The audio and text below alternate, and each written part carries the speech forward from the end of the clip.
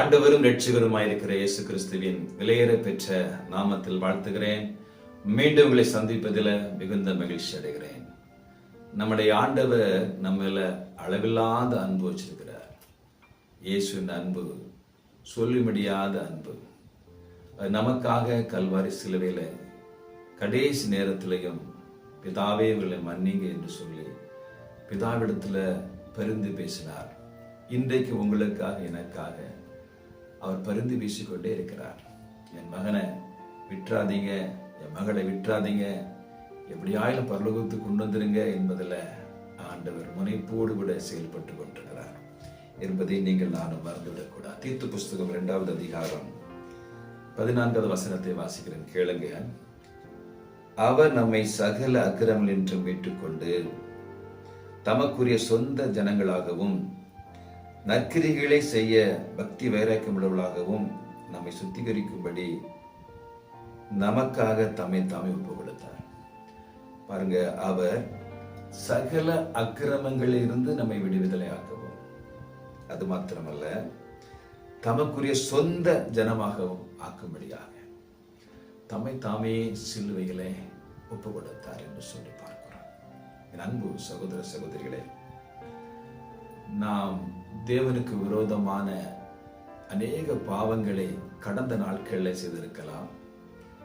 அதை இதை பார்த்து கொண்டிருக்கிற அன்பு சகோதரனை, வாலிப தம்பி, நீ செய்து கொண்டிருக்கலாம். விசுவாச பிள்ளைகள், நீங்க செய்தீங்க, அவை எல்லாவற்றையும் கர்த்தர் மன்னித்து உங்களை ஆசீர்வதித்திருக்கிறார். அவர் எதற்காக பலியானார், எதற்காக சாபமானார் என்று சொன்னால், நம்முடைய பாவங்களை, அக்கிரமங்களை அதை மன்னிப்பதற்காக. பூமியிலே பாவங்களை மன்னிப்பதற்கு மனுஷகுமாரனா இருக்கிற இயேசு கிறிஸ்து ஒருவருக்கு தான் அதிகாரம் உண்டு. யாரும் உங்களுடைய பாவத்தை மன்னிக்க முடியாது. உங்களுடைய அக்கிரமங்களுக்காக, பாவங்களுக்காக தண்டனை ஏற்றுக்கொண்ட இயேசுவால் மாத்திரம்தான் முடியும் என்பதை இந்த காலை வேளை சிந்தித்துக் கொள்ளுங்க.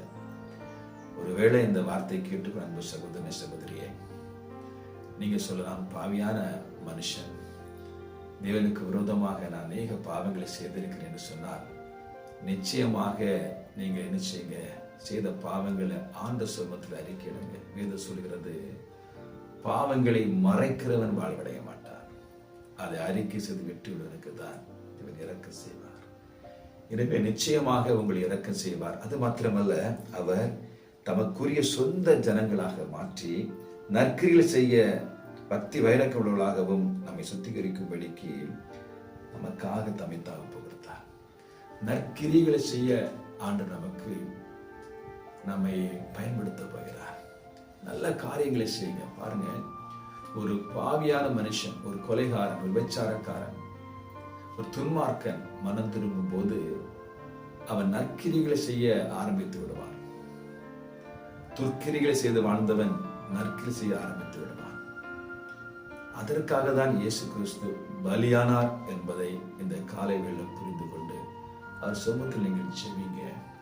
ஆண்டவரே, என்னுடைய துர்க்கிரிகளை மாற்றி நற்கிரிகளை படிப்பிக்கும்படியாக எனக்கு உதவி செய்ய கேளுங்க. நிச்சயமாய் கர்த்தர் உதவி செய்வார். நான் உங்களுக்கு நான் செபிக்கிறேன்.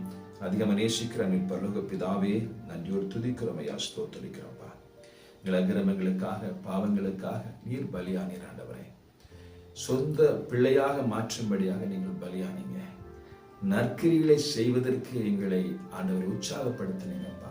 எங்களை நன்மை தந்தீங்க, அதற்காக ஸ்தோத்திரம். ஆண்டவரே, நாங்கள் ஆண்டவரே எங்களுடைய அக்கிரமங்களை, பாவங்களை உணர்ந்து அதை விட்டுவிட்டு உமக்கு சாட்சியுள்ள மகனாக, மகளாக வாழ எங்களுக்கு உதவி செய்வீராக.